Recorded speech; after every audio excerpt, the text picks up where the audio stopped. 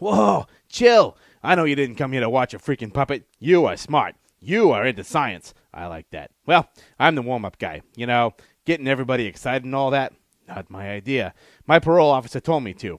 Anyway, sit tight, fasten your seatbelt, and, enjoy the, whatever. I really can't do this.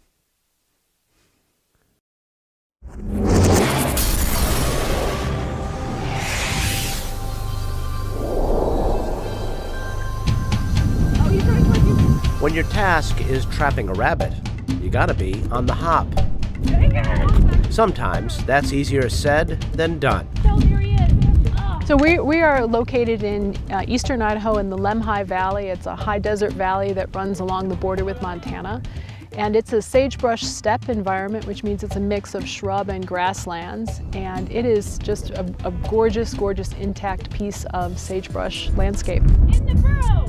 It's not usually this hard. With support from the National Science Foundation, mammalian ecologist Janet Racklow with the University of Idaho and a team want to understand this critical habitat from the perspective of a small but important long-term resident, the pygmy rabbit.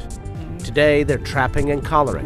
There we go, pit tag. Our hope is that our research can contribute to not just an understanding of rabbits, but also an understanding of how this system functions, so that for the long term, we can have this system on the landscape in a healthy condition. The rabbits live in burrows under raised clumps of sage called mima mounds. So they have kind of a tough life, they really do.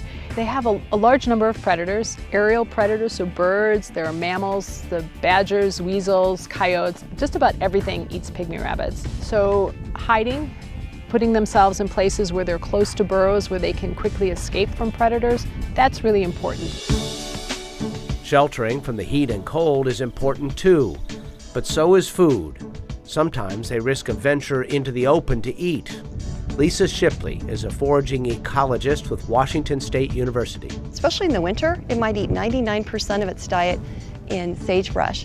It's very nutritious, it has a lot of protein in it, but it also has a lot of toxic chemicals. It's the only mammal that can eat sagebrush for a virtually exclusively its diet. Using tracking data from the collars and imagery from unmanned aerial vehicles, the team generates maps that show where and when the rabbits spend their time, in burrows, under the sagebrush, and out in the open. Maps like these can tell them a lot about how the rabbits use and ultimately shape the landscape around them. They have to make choices all the time.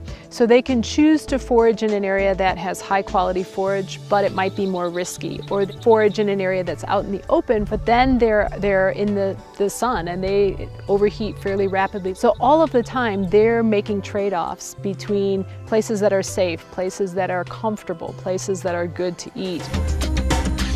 Big picture, they hope their work with rabbits will help preserve this rich sagebrush ecosystem, which covers large swaths of the western U.S. We know that certain species of sagebrush, certain ages of sagebrush, on certain types of landscapes have higher nutrition.